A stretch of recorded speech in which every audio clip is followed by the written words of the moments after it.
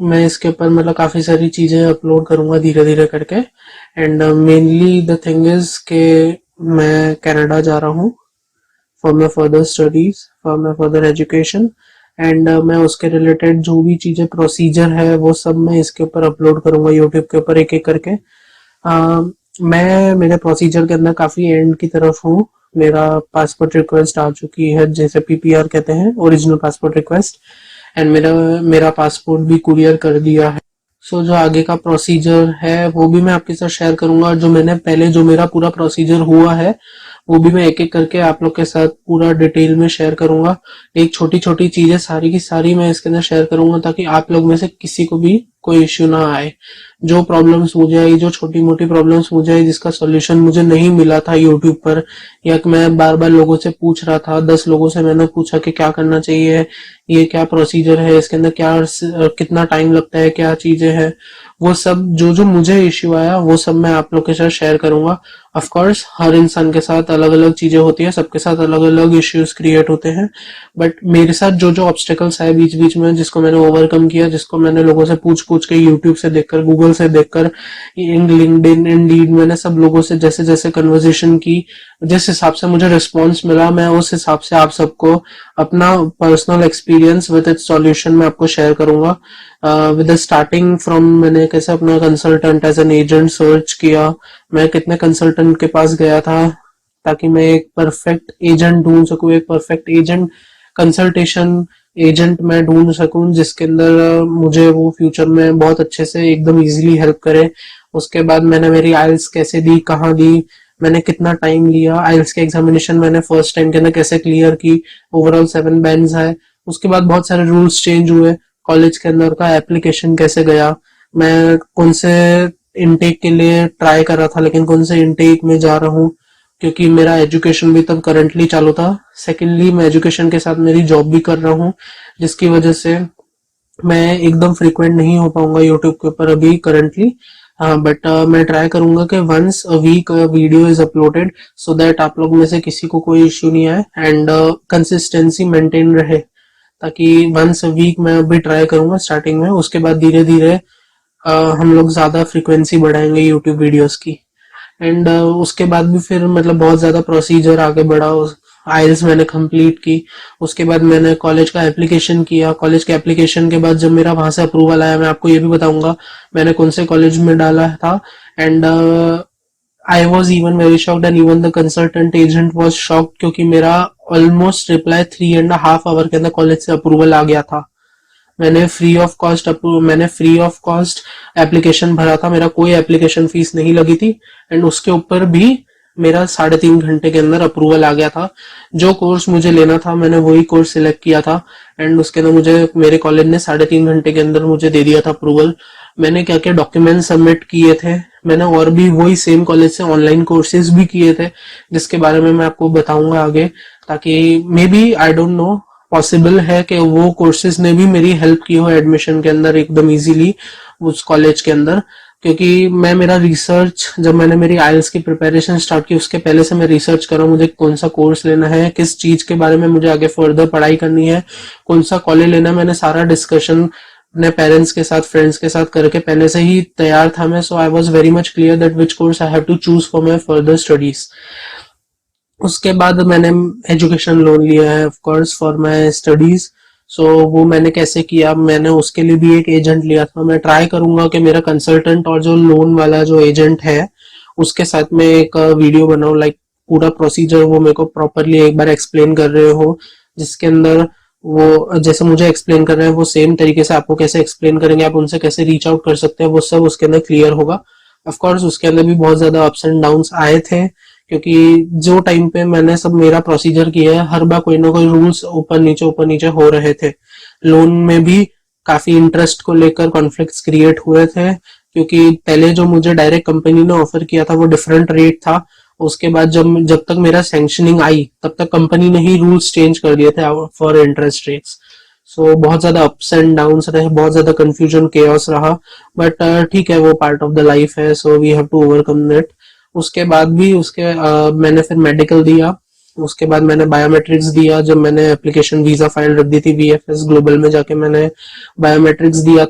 कौन सी सिटी में गया, कैसे क्या किया, मैं आपको सब एक्सप्लेन करूँ कि मेडिकल और बायोमेट्रिक्स का जो प्रोसीजर था वहां पर, उसकी मेरे पास कोई वीडियो शूटिंग नहीं है, बिकॉज तब एक्चुअली मैंने इतना सोचा भी नहीं था कि मैं यूट्यूब के ऊपर आऊंगा, as a YouTube as a platform के ऊपर मैं अपनी वीडियोस अपलोड करूंगा।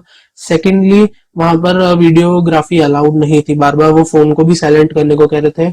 सो मैंने उस टाइम पे मतलब कोई फोटोज ऐसा कुछ भी नहीं लिया जिससे मैं आप लोग को एक ब्रीफ आइडिया दे सकूं वहां क्या होता है, कैसे होता है, बट फिर भी I will try to get it done, जितना मैं वर्बली बता सकूं। सो मेरे वहाँ और भी जो फ्रेंड्स हैं जिन्होंने वहां पर मेडिकल और बायोमेट्रिक्स दिए, मैं आप लोग को उनसे भी कनेक्ट करने की कोशिश करूंगा कि उसमें इजी आपको हो आगे अपना फ्यूचर के लिए, अगर आपको प्लान करना हो as an Canada, as an study के लिए, so आपको क्या प्रोसीजर रहेगा, कितना टाइम लगेगा। उसके बाद फिर मेरा अराउंड अराउंड पीपीआर आने में 1 मंथ लगा, जो कि बहुत हेक्टिक पीरियड था, क्योंकि मैं डेली लॉग इन कर रहा था जीसीकी के अंदर और चेक कर रहा था कि क्या होगा, कितना टाइम लगेगा। यूट्यूब के ऊपर मैंने हजारों वीडियो देख ली कि कब मेरा आएगा, आगे का क्या अपडेट आएगा, कब अपडेट आएगा। मैंने अपने एजेंट को बार बार कॉल करके परेशान किया।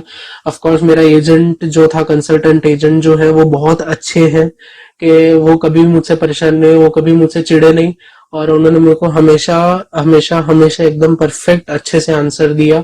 उन्होंने मेरे को स्टार्टिंग में ही बोल दिया था कि 1.5 से 2 महीना जितना टाइम आप एक्सपेक्ट करके चलो, लेकिन उसके बाद भी मैं डेली चेक कर रहा था, क्योंकि मैंने कुछ कुछ वीडियोस देखी, कुछ कुछ यूट्यूबर्स की शॉर्ट्स वीडियो देखी कि हमारा तो 1 दिन में आ गया, 2 दिन में आ गया, 10 दिन में आ गया, 15 दिन में आ गया। So I was very much confuse कि उन लोग का आ रहा है, मेरा क्यों इतना टाइम लग रहा है।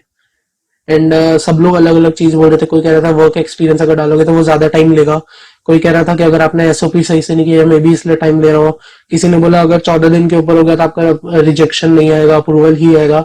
सो मतलब बहुत ज्यादा प्रॉब्लमेटिक सिचुएशन थी, बहुत ज्यादा कंफ्यूजिंग सिचुएशन थी, जो मुझे समझ नहीं आ रहा था उस टाइम पे क्या करना चाहिए। वो सब मैं आपके साथ शेयर करूंगा। अब पीपीआर आने के बाद भी जो प्रोसीजर होता है वो मैं आपके साथ शेयर करूंगा। पीपीआर आने के बाद भी टाइम लगता है, उसके अंदर भी 2 प्रोसीजर होते हैं, एक स्टैंडर्ड सर्विस और एक प्रीमियम सर्विस। दोनों में क्या डिफरेंस है, मैंने कौन सी ली थी मैं बता दूंगा, वो भी आगे की वीडियोस के अंदर।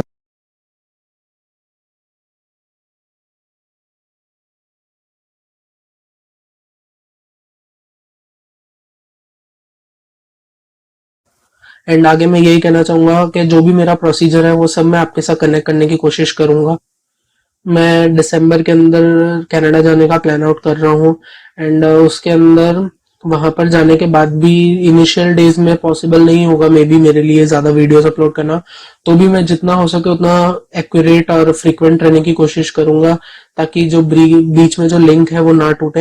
एंड मेरा हमेशा यही कोशिश रहेगी कि मैं आप लोग के साथ हमेशा कनेक्टेड रहूं via YouTube. So guys, please do support my channel, please do support. ये मेरा फर्स्ट वीडियो है जैसे कि मैंने बोला, एंड मैं हमेशा यही कोशिश करूंगा कि आप लोग तक एकदम रॉ चीजें एकदम क्लियर कट प्रोसीजर के तौर पे पहुंचे। फ्लाइट को लेकर भी बहुत ज्यादा इश्यूज हुए थे, क्योंकि मेरे जितने फ्रेंड्स फैमिलीज हैं, मैंने जितने लोगों से बात की सब अलग अलग चीज कह रहे थे। कोई कहता है एजेंट से करवाओ, कोई कहता है वाया यूएस नहीं जा सकते, किसी ने मेरे को बताया वाया यूके जाओ, किसी ने मेरे को बोला कि वाया यूरोप या यूके के थ्रू जाएंगे तो एक ही स्टॉप होना चाहिए फ्लाइट में, किसी ने मेरे को बोला ऐसा कुछ नहीं है आप कहीं से भी जा सकते हो, किसी ने बोला ट्रांजिट वीजा लेना कंपलसरी है, और दूसरे ने वही बोला कि वही कंट्री के लिए ट्रांजिट वीजा लेना जरूरी नहीं है। तो इसलिए फिर इतना ज्यादा कंफ्यूजन था, तो मैं एजेंट्स के पास गया। एजेंट्स में 3-4 एजेंट के पास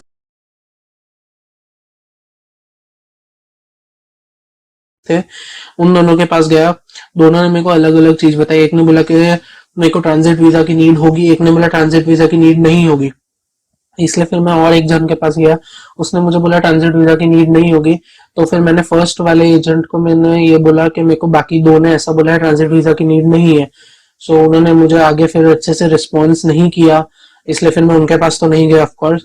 फिर मैंने यूट्यूब के ऊपर सर्च किया, गूगल के ऊपर सर्च किया, एंड 4-5 और एजेंट से मिला, तो सब मेजोरिटी जो आई उन सब ने बोला जर्मनी ऐसा एयरपोर्ट है जहां अगर आपका 12 घंटे से कम का लेओवर है, सो आपको ट्रांजिट वीजा की नीड नहीं है। अगर उसके अंदर भी एक्सेप्शंस हैं। अगर आप कनाडा का आपके पास स्टडी वीजा है, यूएस का वीजा है, और भी बहुत सारे ऐसे एक्सेप्शंस हैं जिसके अंदर अगर हम फॉल करेंगे तो मेरे को ट्रांजिट वीजा लेने की नीड नहीं होगी।